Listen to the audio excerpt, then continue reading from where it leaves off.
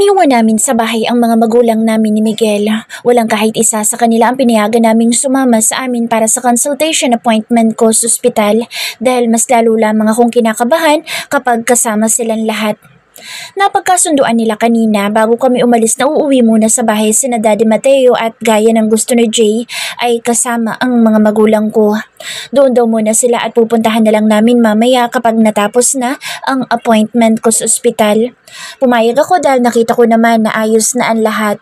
Naging biruan na lang nila ang ginawang panloloko daw ni Papa noon kay Mommy Bianca, kaya hindi na ako nag-aalala na baka mag-away sila. Papunta kami ngayon ni Miguel sa ospital, sakay ng kanyang sasakyan. Pero kanina pa ako paulit-ulit na napapatingin sa kanya dahil daig pa kasi niya ang napaparanoid habang nakaupo sa driver's seat at hawak ang manibela. Wala na bang mas mabagal pa sa takbo nitong sasakyan mo, Miguel? Kunot ang noon na tanong ko sa kanya. Why? Kalmadong tanong rin sa akin ng asawa ko at pagkatapos ay ngumiti pa. Okay naman ang takbo natin, love. Anong okay? Daig pa natin ang usad pagong. Kung dinadaga ka dyan sa dibdib mo magmaneho, mas mabuti pang itabi mo na muna itong sasakyan sa gilid ng kalsada at ako na lang ang magmamaneho. Hindi na ako nakatiis kaya nasabi ko ito sa kanya. Daig pa kasi ni Miguel ang ngayon lang natuto na magmaneho kung paano niya patakbuhin ang sasakyan. Nababagot na ako. Hindi ako sanay na mabagal ang takbo ng sasakyan na para bang gusto niyang itur ako dito sa EDSA. Nakahalukip-kip na bumaling ako sa kanya. Kapag hindi mo pa kayang patakbuhin ng mas mabilis itong sasakyan mo, bababa na ako at papara na lang ng taxi para makarating sa ospital at baka malate pa ako sa appointment ko. Gumalaw ang gilid ng mga labi ni Miguel, kaya bigla na namang nag-init ang ulo ko. Ayaw na ayaw ko talaga nang iningisian niya ako dahil mabilis akong nakakaramdam ng pagkainis. Naka-childlock ang mga pintuan at bintana nitong sasakyan natin, love. So paano kang bababa para pumara ng taxi? Narinig kong tanong ni Miguel, kaya kunot ang noon at tinapunan ko siya ng masamang tingin. Don't dare me. Alam mong maikli lang pasensya ko, Miguel. Inis na banta ko sa kanya. Really? Makulit na tanong niya sa akin at ngumiti pa. Tinasan ko siya ng kilay at sinimangutan. Isa, kapag nasundan pa yan, hindi na ako sasakay dito sa sasakyan mo at kapag nangyari yan, alam mong hindi mo na ako mapipilit kahit na anong mangyari. Heto na, baka awayin mo pa ako. Sabi ni Miguel dahil alam niyang hindi ako nagbibiro. Nawala ang mapaglarong mga ngiti sa labi ni Miguel. Biglang naging seryoso ekspresyon ng kanyang mukha habang nakatutok sa kalsada ang mga mata. Kahit paano'y bumilis ng konti ang takbo ng sasakyan. Hindi na mukhang kasama kami sa posisyon ng isang parada sa kalsada pero hindi pa rin ito pasok sa karaniwang speed limit ng daan. Mabuti na lang at hindi gaanong traffic. Nakarating din kami sa hospital bago ang takdang oras para sa appointment ko. After registration sa counter ay sinamahan na kami ng nurse sa isang pribadong silid. May ibang pasyente pa raw sa loob kaya umupo muna kami ni Miguel sa waiting area at hinintay na tawagin kami. Kinakabahan ako pero mukhang mas grabe pa yata ang kabang nararamdaman ng lalaking katabi ko. Ramdam ko nanginginig ang malamig na kamay ni Miguel habang magkasalikop ang aming mga palad.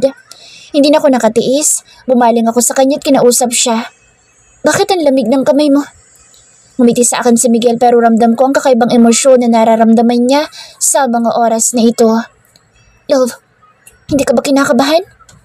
Mahina ang tinig at halos pabulong na tanong niya sa akin. Kundi lang, pero wala naman dahilan para kabahan tayo. Agad na sagot ko. Excited lang siguro ako, love. Ang bilis kasi ng tibok ng puso ko. Tapos pakiramdam ko ay nalalamig ang buong katawan ko. Kahit minsan hindi ko ito naranasan sa trabaho ko. Kahit kumakanta ako sa harap ng maraming tao ay ayos lang. Pero ngayon para bang naninikip ang dibdib ko. Mahabang paliwanag ni Miguel sa tabi ko. Mabuti at kaming dalawa lang ang nandito sa waiting area. Walang ibang nakarinig sa sinabi ni Miguel. Otherwise baka pagtawanan pa siya. Kumalma ka, Miguel. Mahinang bulong ko sa kanya. Huwag mong balakin na himatayin dito sa ospital.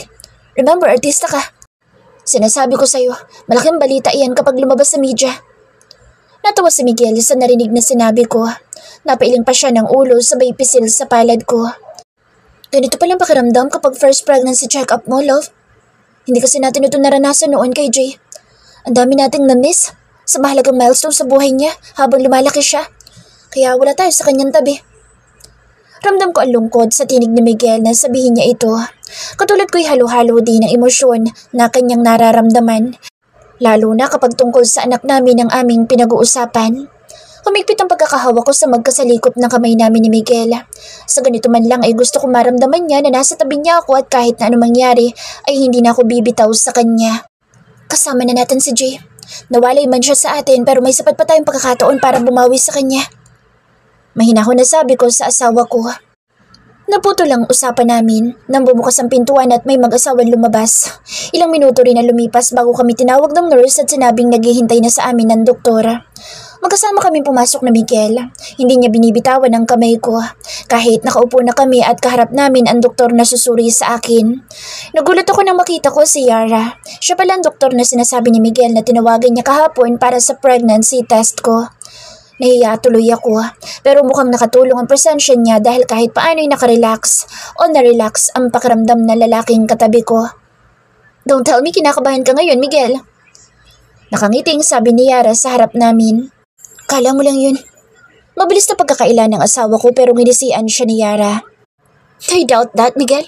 Nanginginig ang mga labi mo at mabilis ang bawat paghinga mo.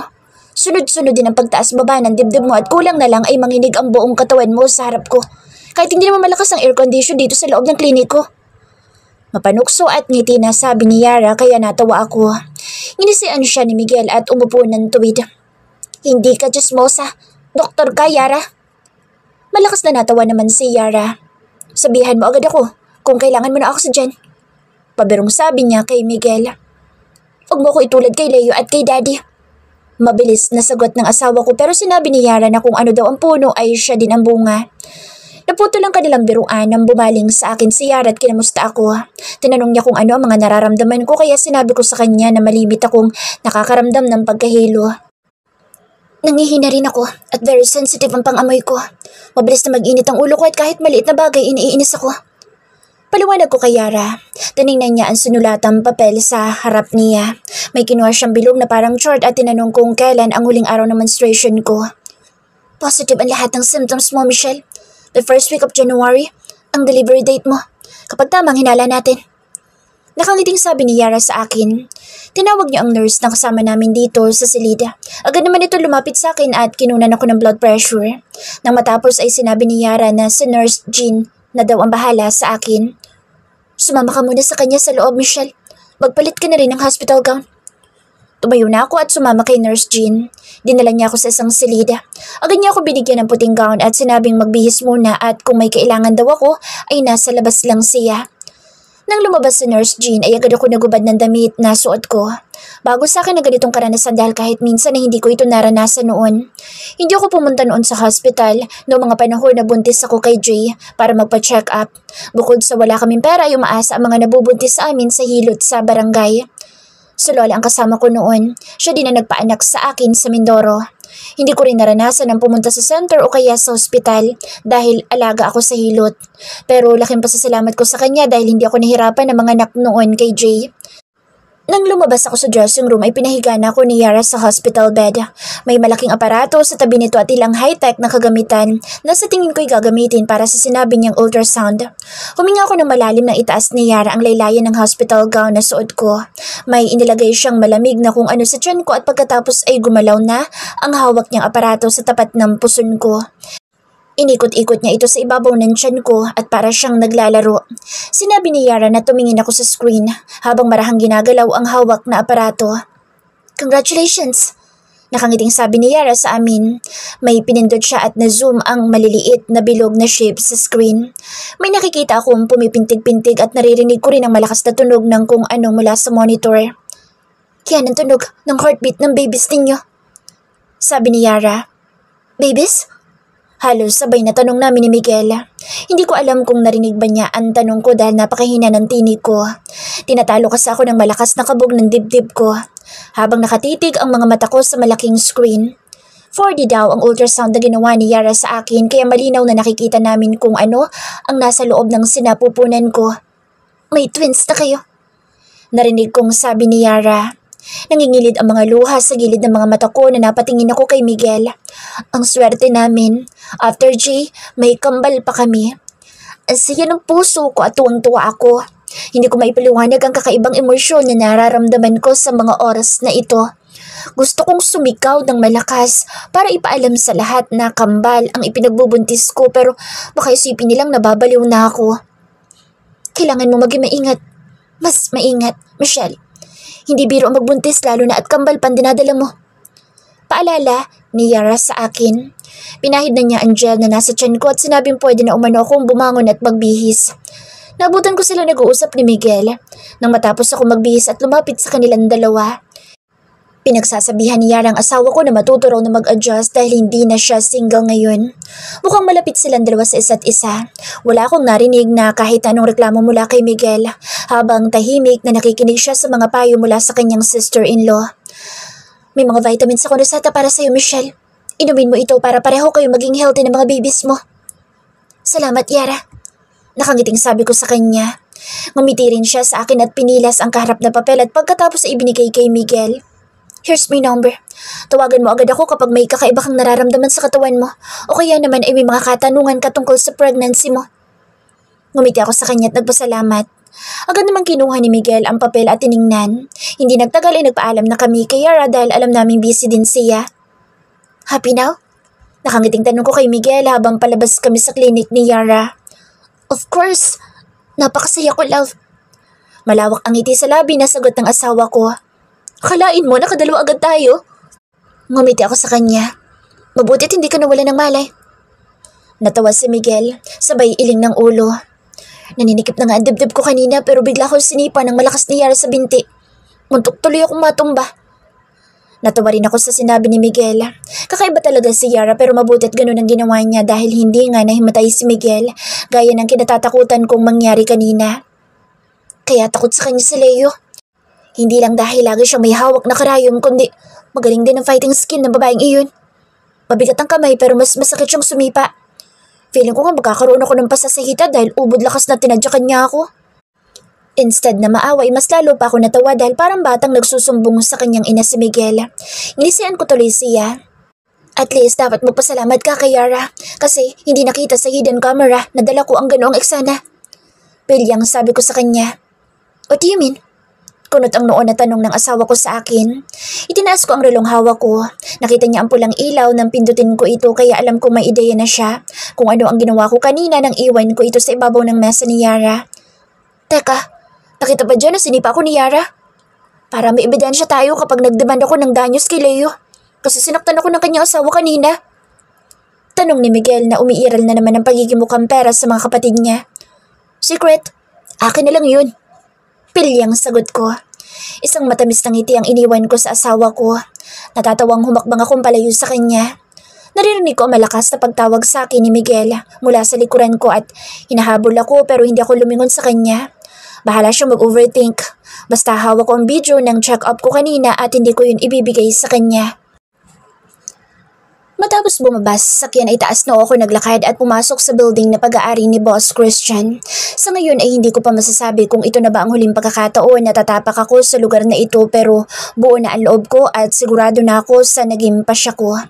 Gaya ng dati, sa tuwing pupunta ko dito ay dumadaan ako sa mahigpit na screening bago makapasok sa loob ng elevator na sinasakyan ko ngayon.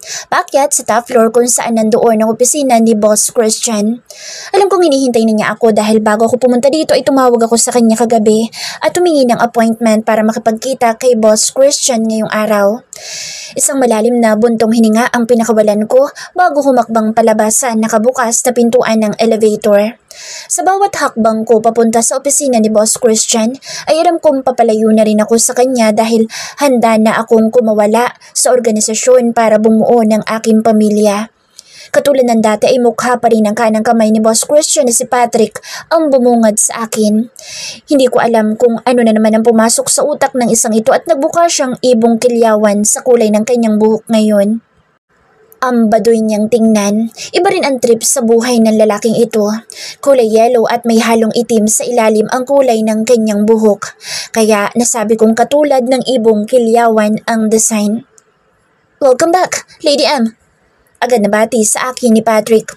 Huwag kang hahara-hara sa daanan ko at baka maging kamukha mo magiging anak ko, Patrick. Masungit na sabi ko sa kanya. Buntis ka? Mulagat na tanong ni Patrick sa akin. Bakit, bawal ba? Walang kangiti-ngiti na sagot ko sa kanya pero ang tarantadong kaharap ko ay pinasadahan ng tingin ng katawan ko. Di naman. Curious lang ako. Ngumisi si Patrick at muling tumingin sa tiyan ko. Ano, buhay pa bang nakabuntis sa'yo? Matalim ang mga matang tinitigan ko sa mga mata si Patrick. Ikaw, gusto mo pa bang mabuhay ng matagal? Napalunok tuloy siya at tumayo ng tuwid. Grabe ka naman, Lady M. Hindi ka na mabiro. Napakamot sa batok na sabi ni Patrick. Tapang mo talaga. Alalahanin mo, buntis ka. Inirapan ko siya sabay hakbang ng mga paa papunta sa direksyon ng opisina ni Boss Christian. Hindi na ako nag-abalang mag-doorbell dahil siguradong alam na ni Boss Christian na ako ang nandito sa labas. Base sa body heat na lumabas sa sensor. Kaya na-identify na niya kung sino ako. As expected, wala pang 2 minuto ay bumukas ang glass door na nasa harap ko. Agad akong humakbang papasok at tuloy-tuloy na pumasok sa loob ng opisina ni Boss Christian. Good afternoon, boss. Formal na bati ko sa kanya. Sit down. Walang emosyon na utos ni Boss Christian sa akin at hindi man lang nag-abalang batiin ako. Sanay na ako sa ganitong expression niya. Hindi na bago sa akin ang nasaksihan kong kasungitan niya dahil isa ako sa mga taong nakasaksi sa kalupitan ng isang Russian mob na kaharap ko. What do you want us to talk about, Lady M? Walang paligoy-ligoy na tanong ni Boss Christian sa akin. Umupo ako ng tuwid at nag-angat ng ulo. I want my freedom back, boss. Matatag na sagot ko. I'm resigning from my post and I do believe na maintindihan mo kung anong dahilan ko. Matatag ang tinig na sagot ko. Give me a valid reason for me to accept your resignation. Seryoso at matigas ang expression na sabi ni Boss Christian. Inilabas ko ang maliit na envelope na nasa loob ng bulsa ko. Larawan ito ni Jay pati na rin ang picture ng ultrasound ko na ibinigay ni Yara sa amin ni Miguel noong araw na nagpakonsulta ako sa doktor. You're pregnant? Narinig kong tanong ni Boss Christian sa akin habang nakatingin ang mga mata sa larawang nasa harap niya at nakapatong sa ibabaw ng kanyang mesa. And who's the little boy? Tanong ulit ni Boss Christian. He is my eldest son. For over 6 years. I thought he died when the convent was deliberately set on fire. Natagpuan ko na siya. Buhay ang anak ko at gusto ko siyang bigyan ng buo at maayos na pamilya. Namamasa ang mga matang paliwanag ko. You know the reason why I joined your organization. And now that my son is alive, I want to be with him. Gusto kong bumuo ng pamilya kasama pati na rin ang mga batang nasa sinapupunan ko ngayon. Are you really sure of your decision, Lady Anne? Mabilis na yes ang sinagot ko sa tanong ni Boss Christian. Saglit na katahimikan ang namagitan sa aming dalawa. Nakayuko siya at nakatingin sa mga larawan sa kanyang harapan pero alam kong may kung ano ang naglalaro sa kanyang isipan. Ilang sandali rin ang lumipas. Nagangat siya ng mukha at mapanganib ang ekspresyon na tinitigan ako na para bang kapag nagkamali ako na isasagot sa tanong niya, ay buhay ko ng kapalit. Are you still aware of the organization's policy? Tanong ni Boss Christian sa akin kaya tumango agad ako. Yes, boss. Mabilis ako nakasagot sa tanong niya dahil bago ako pumasok sa organisasyon ni Boss Christian at pinadala niya para mag-training sa Russia, ay dumaan ako sa intensive briefings noon. Pareho nating alam na habang buhay ang pagiging miyembro mo sa organisasyon ko. Pero sa case mo, I can allow you to walk freely as if nothing happened. I assure you that nobody will know your connection with my organization. I will delete anything about your existence during this past 6 years that you have been working within me. Nakahinga ako ng maluwag. Basta sa sinabi ni Boss Christian ay malaki na ang tsansa na bumalik sa dati ang buhay ko. Kaya paulit-ulit na nagpapasalamat ako sa kanya. Thank you, boss. Tumango si Boss Christian. Sumandal ang kanyang likod at ulo sa swivel chair at ipinatong ang kanang kamay sa ibabaw ng mesa. You've been my most trusted person when it comes to the jobs you used to do for me. But now that you're pregnant, I can't risk your life. You can regain your freedom, and you deserve it. I am also father, and even though we are the most dangerous people on earth, we must value and prioritize our family's well-being. Malaking bagay talaga na nagkaroon ng sariling pamilya si Boss Christian. Hindi na katulad ng dati ang prinsipyo niya at nagpapasalamat ako kay Avery na tinuruan niyang magmahal ang taong kaharap ko. He is now a sensible man. Malaki ang ipinagbago niya. Alam kong kung nangyari ito noong mga panahon na wala pa si Avery sa buhay ni Boss Christian ay hindi siya papayag na tumiwalag ako dahil against sa batas ng organisasyon ang hinihingi ko. Tumayo si Boss Christian at sinabing sumunod ako sa kanya. Walang kibong naglakad ako kasunod niya at tinunto namin ang hidden room dito sa loob ng kanyang opisina. May pinindot siya sa computer at pagkatapos ay lumabas ang kulay violet na ilaw sa loob ng isang transparent glass. Isa itong laser machine at alam ko kung saan niya ito gagamitin. Bumaling sa akin sa Boss Christian. It's time, Lady M. Agad na pinasok ko sa bilog na butas ang nakakuyom na kamay ko at ramdam ko ang mainit na temperatura sa loob na parabang hinihiwa ang balat ko. Ilang ulit ako napalunok para tiisin ang sakit at hapdi sa braso ko habang nakatutok ang mga mata ko sa malaking screen kung saan makikita kung paano binura ni Boss Christian ang barcode sa pulsuhan ko. There's no turning back. You are now free, Michelle. Sabi ni Boss Christian. Kahit masakit at mahapdi pa ang balat ko, naluha talaga ako dahil sa wakas ay malaya na ako. Mabilis na nawala ang pangingilid ng mga luha sa mga mata ko nang tapikin ni Boss Christian ang kanang balikat ko. Good luck to your new journey in life, Michelle. Thank you, boss. I owe you this. You've done so much for me. Nakangiting sagot ko. If one day gusto mong bumalik sa organisasyon ko, you know where you can find me. I'm just one call away, Michelle. Thank you, boss. Pero sa ngayon gusto ko munang i-priority ang pamilya ko. Tumango lang siya at may inabot sa akin na gamot. You can apply this to your arms. Now, we're done. Hindi ko may paliwanag ang halo-halong emosyon na nararamdaman ko sa mga oras na ito. Ibinigay na ni Boss Christian ang kalayaan ko na hindi ko alam kung may iba pa bang nakaranas ng ganito dahil alam kong kamatayan ang tanging paraan para makawala sa organisasyon. Naging sensible si Boss Christian. He value my hard work, kaya hindi ako nahirapan na makaalis sa organisasyon.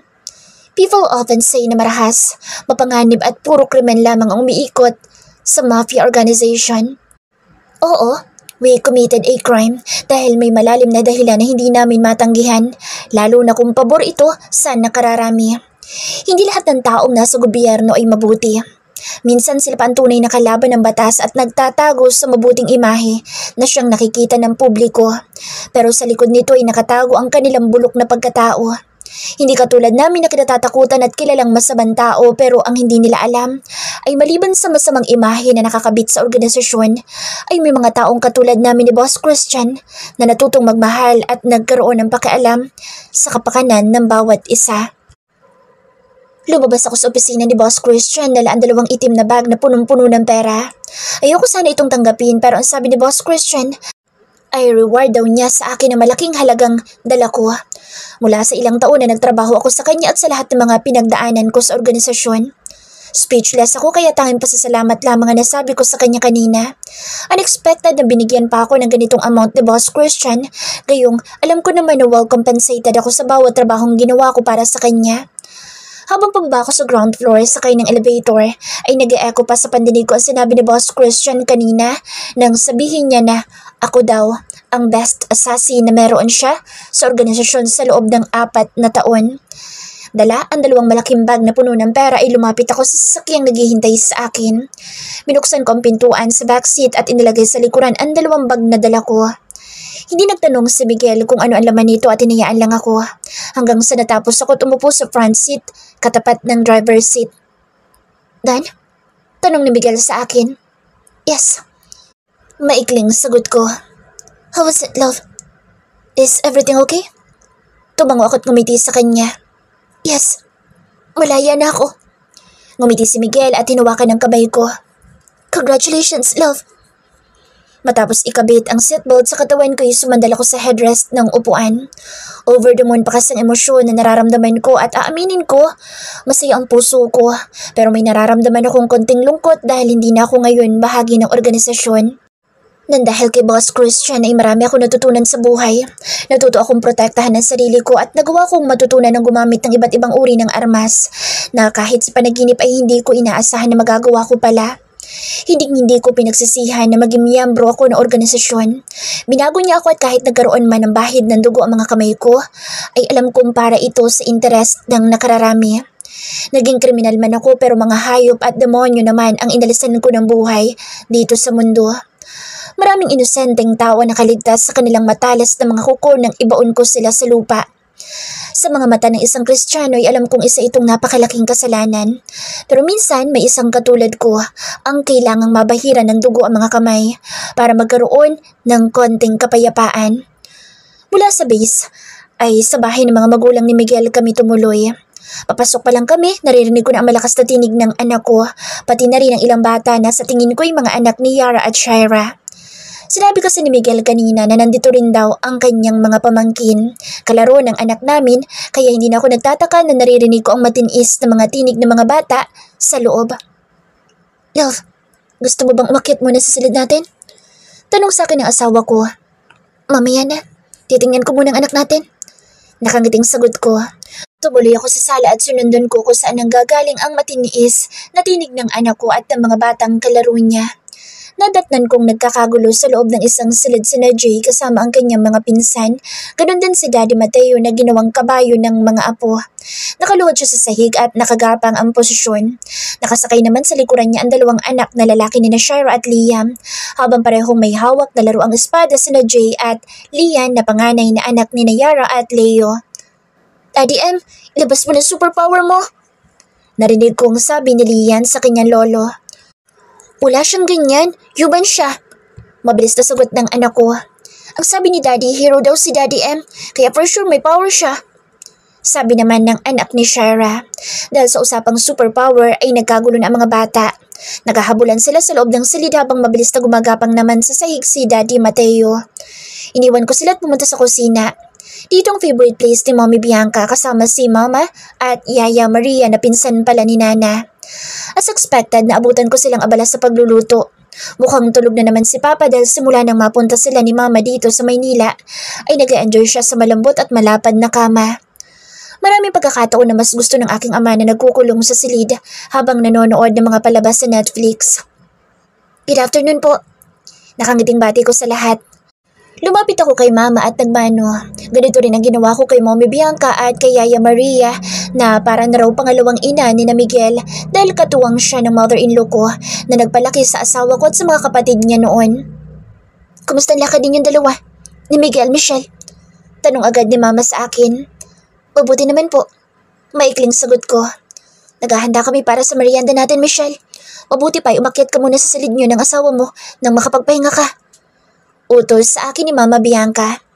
Kami na ang bahala dito. Kulang na lang ipagtulakan nila ako paakyat sa silid ni Miguel. Kahit may sarili na bahay ang asawa ko, ganun din si Liam at Leo ay nakareserve pa rin sa kanilang magkakapatid ang dati nilang mga silid dito sa bahay ng kanilang mga magulang. Binuksan ko ang nakasaradong pintuan at pumasok ako sa silid ni Miguel. Naabutan kong nakapatong sa ibabaw ng kama ang dalawang bag na dala ko kanina at nakabukas na. Nakapumewang pa si Miguel ng abutan ko habang nakatingin sa malaking halaga ng pera sa harap niya. Hindi ko mabasa kung ano ang kanyang iniisip kaya minabuti kong lumapit na lang sa kanya. Bakit dinala mo mga iyan dito sa silid? Tanong ko sa kanya. Lumingon sa akin si Miguel at tinitigan ako sa muka.